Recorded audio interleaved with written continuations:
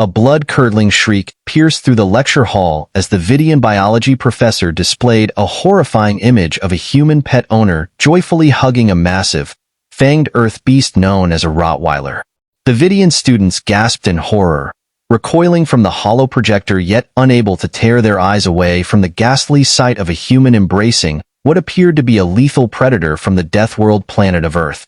Gross knuckles whitened as he gripped his desk, his body temperature spiking, barely able to process the insanity before him.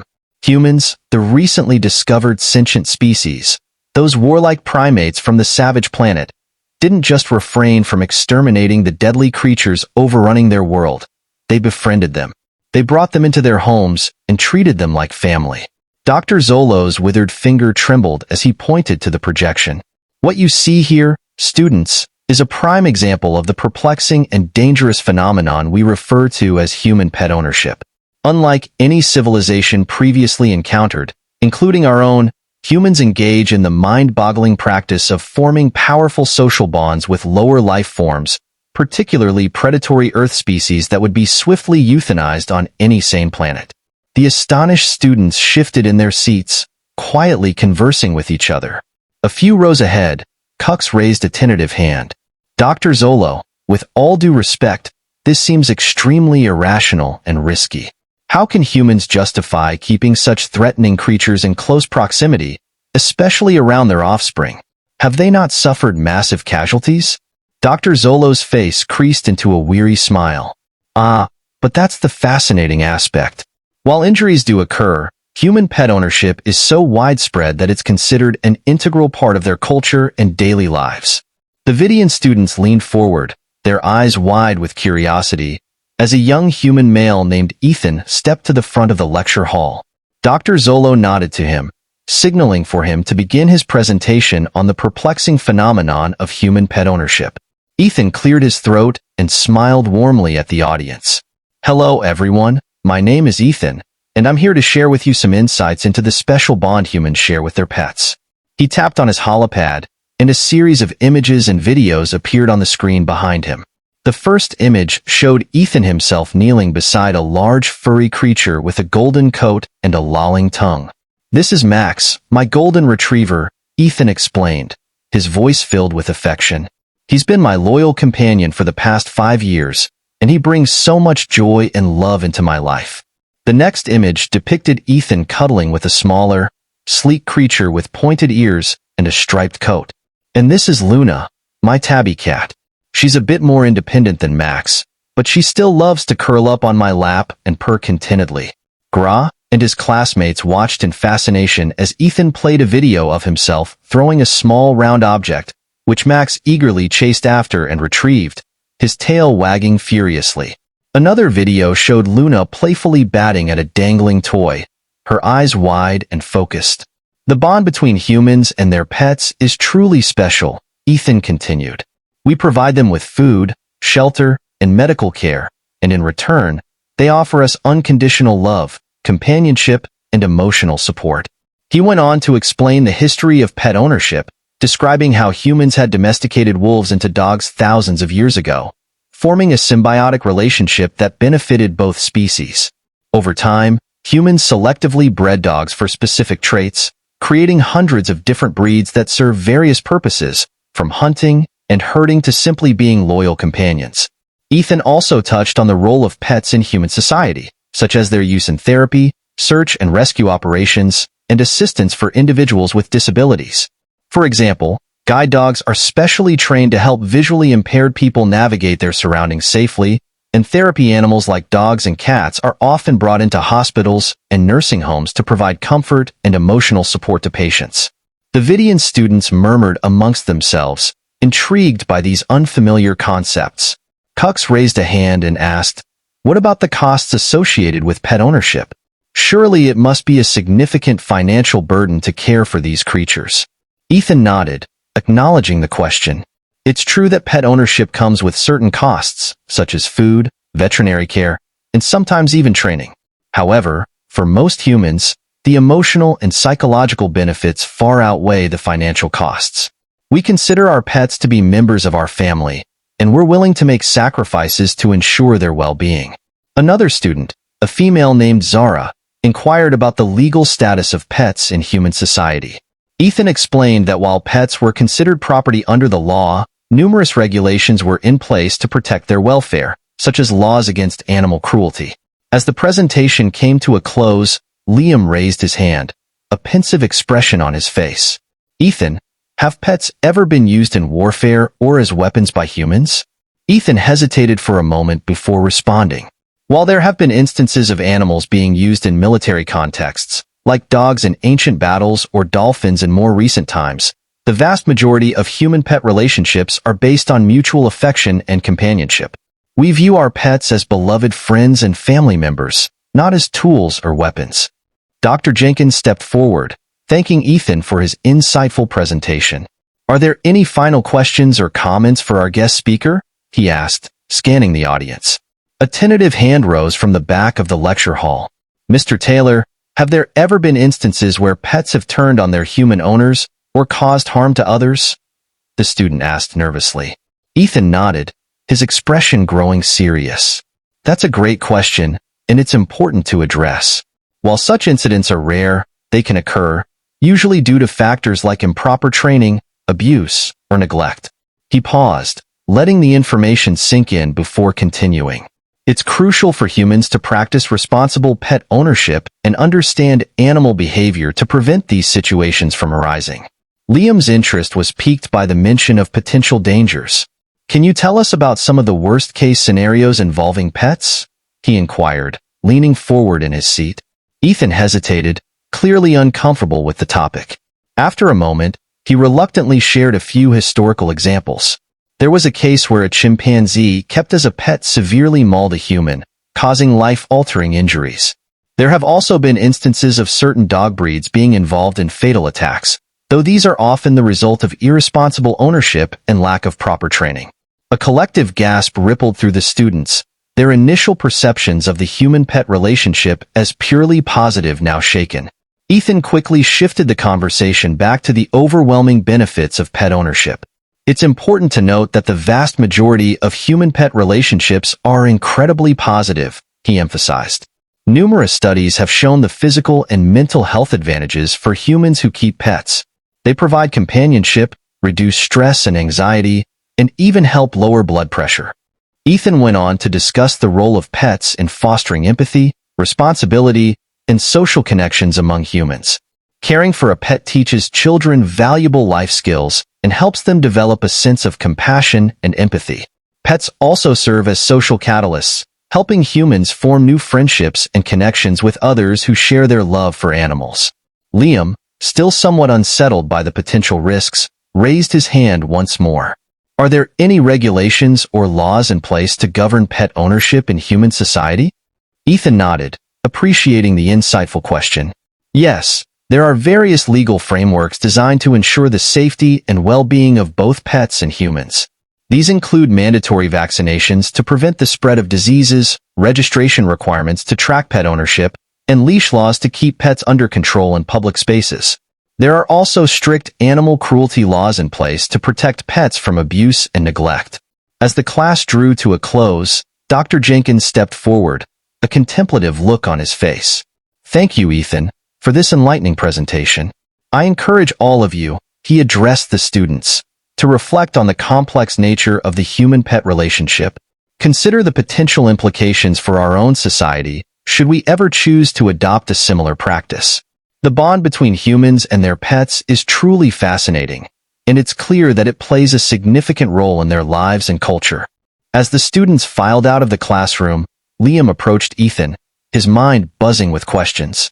Ethan, I find the concept of pet ownership fascinating, but I struggle to fully grasp the emotional depth of the bond between humans and their pets. Could you perhaps shed some more light on this for me? Ethan smiled warmly, his eyes lighting up. Of course, Liam. Let me show you a more personal example. He pulled out his phone and tapped the screen a few times, then held it out for Liam to see. This is a video of me and my golden retriever, Max, during a recent hiking trip. Liam watched intently as the video played. Max bounded through the woods, his golden fur shimmering in the dappled sunlight. The dog's tongue lolled out of his mouth as he panted with excitement, darting back and forth to fetch sticks that Ethan threw. At one point, Max leaped into a nearby lake, sending up a spray of water as he paddled around, his tail wagging furiously.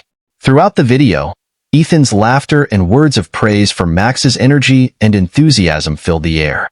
Liam couldn't help but notice the genuine affection in Ethan's voice and the pure joy on Max's face as he played with his human companion. As the video ended, Ethan's expression grew more somber. "I had a cat named Whiskers when I was a child," he began, his voice softening. "He was my constant companion, always there to comfort me when I was sad or scared. When Whiskers passed away during my teenage years, I was devastated. The grief I felt was unlike anything I had experienced before." Liam listened intently, his heart aching for the young human. Ethan continued, "That experience taught me so much about love, loss, and the impermanence of life. It showed me just how profound the impact of a pet can be on our emotions and personal growth." Moved by Ethan's openness and vulnerability, Liam began to understand the depth of the human-pet bond. His curiosity piqued. He asked, "Are there instances of humans forming strong bonds with more unusual animals beyond the typical domesticated species?" Ethan grinned, his eyes sparkling with enthusiasm. "Absolutely. Some people keep pet pigs, reptiles, and even insects. There's a whole world of unique human-animal relationships out there." He leaned forward, his voice taking on a more serious tone. "There's also the practice of animal-assisted therapy, where creatures like horses, dolphins, and even llamas are used to help humans cope with physical, emotional, or mental challenges. The bond formed between the human and the therapy animal can be incredibly powerful and transformative." Liam nodded, amazed by the diversity of human-animal relationships and the potential for such bonds to enrich lives and promote well-being. As their conversation wound down, Ethan extended an invitation. "Liam, if you're interested in learning more, I highly recommend visiting an animal shelter or pet store sometime. Observing human-pet interactions firsthand can offer a deeper understanding of this unique aspect of our lives." Garrett smiled, grateful for the opportunity to gain further insight into the fascinating world of human-pet relationships.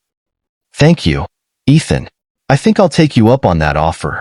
There's so much more I want to learn about the incredible bond between humans and their animal companions." Ethan clapped Garrett on the shoulder, his smile wide and genuine. "I'm glad I could share some of my experiences with you. It's always a pleasure to discuss the joys and complexities of pet ownership with someone who's truly interested." Garrett stepped out of the transport, his heart heavy with anticipation as he approached the local animal shelter. The doors slid open, revealing a bustling interior filled with the sounds of barking dogs and meowing cats. As he entered, a friendly staff member greeted him with a warm and genuine smile. "Welcome. Is there anything specific you're looking for today, or would you like to take a look around?" Garrett nodded, his eyes already scanning the various enclosures. "I'm here to observe and learn more about the human-pet bond. A friend of mine, Ethan, suggested I visit." The staff member's face lit up. Ah, Ethan. "He's a regular volunteer here. We're so grateful for his dedication to these animals. Please feel free to explore, and let me know if you have any questions." As Garrett wandered through the shelter, he couldn't help but be struck by the level of care and compassion displayed by the staff and visitors. He watched as a young girl knelt beside a timid rescued puppy, her gentle voice and soothing touch slowly coaxing the animal out of its shell. The puppy's tail began to wag tentatively, and soon it was nuzzling the girl's hand, seeking more affection. Garrett felt a lump form in his throat as he witnessed the transformative power of this simple interaction. The once frightened puppy now radiated a sense of hope and trust, all thanks to the patient love of a child. Lost in thought, Garrett almost didn't notice the conversation between two staff members nearby. Their voices were hushed, but the gravity of their words pulled him back to reality. "Did you hear about the latest batch of surrenders? Another litter of kittens, barely weaned. It's heartbreaking. The overpopulation crisis is only getting worse, and then there are the abuse cases. I know. Sometimes I wonder how humans can be so cruel to the very creatures they claim to love." Garrett felt a chill run down his spine as he listened to the staff members discuss the staggering numbers of pets abandoned, abused, or euthanized each year. The idealized picture of pet ownership that Ethan had painted suddenly felt incomplete, lacking the harsh realities that existed alongside the heartwarming moments. With a heavy heart, Garrett thanked the staff and made his way back to the Vidian campus. His mind raced with conflicting emotions and newfound knowledge. He knew he needed to process this information and seek guidance from someone who could help him navigate the complexities of the human-pet relationship. Dr. Zolo's office door was open, and the professor looked up from his desk as Garrett knocked gently on the frame. Garrett, come in. You look troubled. Is everything all right? Garrett sank into the chair opposite Dr. Zolo. His shoulders slumped. I visited the animal shelter today, as Ethan suggested. While I saw incredible displays of compassion and love, I also overheard some disturbing truths about the state of animal welfare on Earth. Dr. Zolo leaned forward, his expression somber. The human-pet bond is indeed remarkable, but it is not without its challenges. The responsibility of caring for another life is immense, and unfortunately, not all humans are prepared for or capable of meeting those demands. Garrett nodded, his brow furrowed. It made me question whether the concept of pet ownership could ever be successfully introduced to Vidian society. There are so many ethical and societal implications to consider. You raise a valid point, Garrett, Dr. Zolo replied, steepling his fingers. While we can admire the love and companionship humans share with their pets, we must also approach the topic with a critical eye. The bond has evolved within the unique context of Earth's history and culture, and transplanting it to our own society would require careful consideration and planning. As Garrett left Dr. Zolo's office, he felt a sense of resolution settle over him. The human-pet relationship was a multifaceted and complex issue, one that could not be easily translated to Vidian culture. There was much to admire in the love and dedication humans showed their animal companions, but there were also significant challenges and responsibilities that came with such a bond.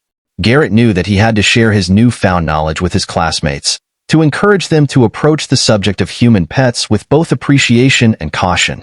They needed to recognize the unique context in which this bond had evolved on Earth and understand that adopting similar practices would require careful thought and planning.